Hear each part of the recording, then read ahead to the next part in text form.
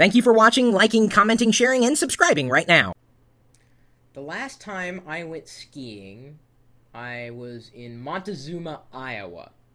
Yeah, believe it or not, there's skiing in Iowa. It's not great skiing, but it's skiing nonetheless. And I didn't really have too much of a problem while skiing.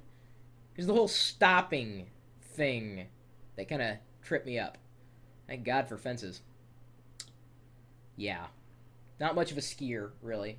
Which is kind of bad. Because up here in the Pacific Northwest, there's lots of great skiing. And when I say the Pacific Northwest, I'm not talking just about the United States. Oh, Canada as well. Including Whistler, Canada. That's right. It's another video in the ongoing series of discovering what geeks can do wherever they may happen to be on this planet. So if you haven't heard your city, state, country, vicinity mentioned in a video yet, feel free to submit your own 10 things to do. And today, we're covering Whistler, Canada. This list submitted by Creighton Miller. And he says, hey, I recently went to Whistler, Canada before the 2010 Olympics and Paralympics Games. And while I was there, I thought about the top 10 things to do in Whistler. See, I can't whistle very well. Can you whistle? I don't think that's law, though. I don't think you need to whistle if you go to Whistler. I couldn't even do that when I was trying to tell people to get out of the way when I was stopping skiing there in Iowa. It was really bad. Number 1, go ziplining. There's a ziplining company on the mountain that takes you through the views of the forest of Whistler and Blackcomb. The zipline goes through the forest and gives many amazing views. They even have a freestyle zipline where you can go upside down. It's available in the summer and the winter. Has anybody out there gone ziplining yet? I have not. I've gone zip disking before. It's been years since I've zip disked. Yeah, that's the last thing I did. Number 2, ride the peak-to-peak gondola. For the 2010 Olympics, Whistler built a gondola between the Blackcomb and Whistler Mountain. The views on this gondola are incredible. It also breaks 3 world records for being the highest and longest gondola in North America. Truly a sight to behold. Number 3, visit the farmers market in the upper village on the Blackcomb side. This farmers market brings the freshest breads and crops to the area. Or from the area, I should say, to the farmers market of sorts. During the farmers market, there is free music and so much more. Including farmers. You can meet farmers. I don't know if you've ever met a farmer in real life. They don't smell as bad as you may think. Number 4, if visiting during the summer, actually, to tell you the truth, I think geeks smell far worse than farmers. Number 4, if visiting the summer, or during the summer, rent a dirt bike and bike down the mountain. Yeah.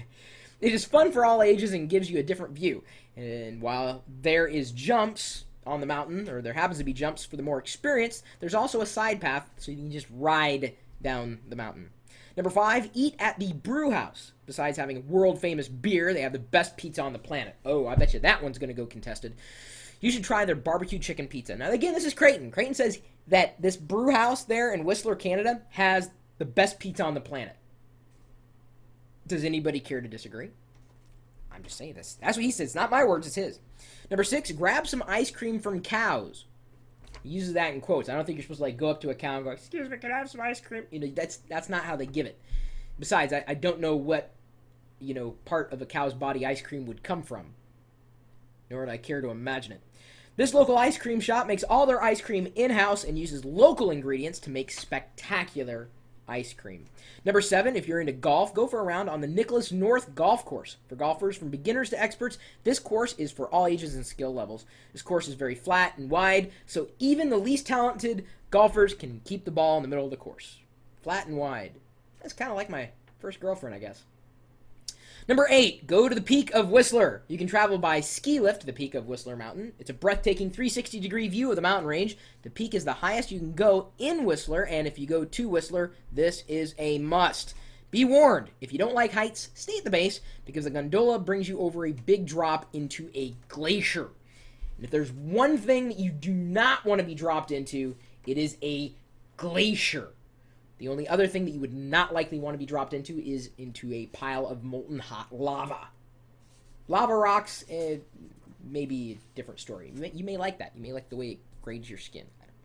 Number 9, walk the Blackcomb Loop.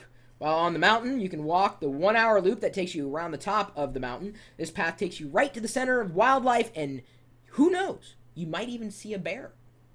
So if you've never seen a bear before, there's a chance, apparently, there at the Blackcomb Loop.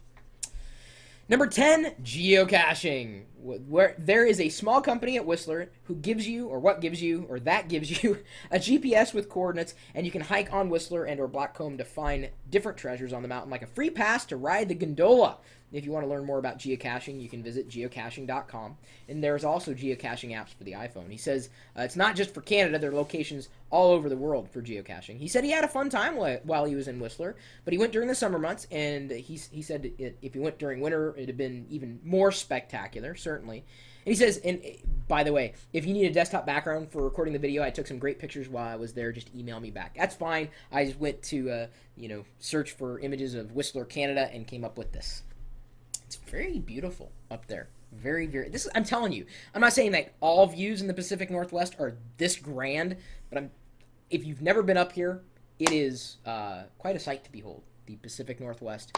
Of all the places I've ever visited on the planet, it has been my favorite so far. It's one of the reasons why I settled right here, kind of in the middle of it, in between, Vancouver, Whistler, and Portland. It's just a perfect spot to be in the Pacific Northwest.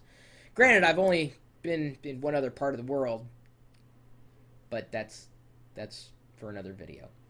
My email address, in case you have top 10 things to do in your area of the globe, is chris@pirillo.com. Tell us what we can do there. I mean, we're geeks. We're looking for things to keep ourselves preoccupied so that we're not walking around looking at our phones or, mobile devices or playing games as, we're supposed to be enjoying wherever it is that we're going. Let us know what we can do.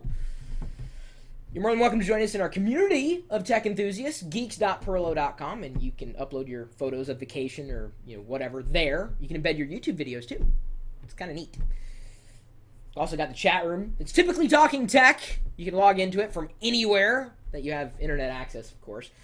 And the chat room is a part of the live video, and you can be a part of everything all together, usually 24 hours a day, 7 days a week, at live.pirillo.com.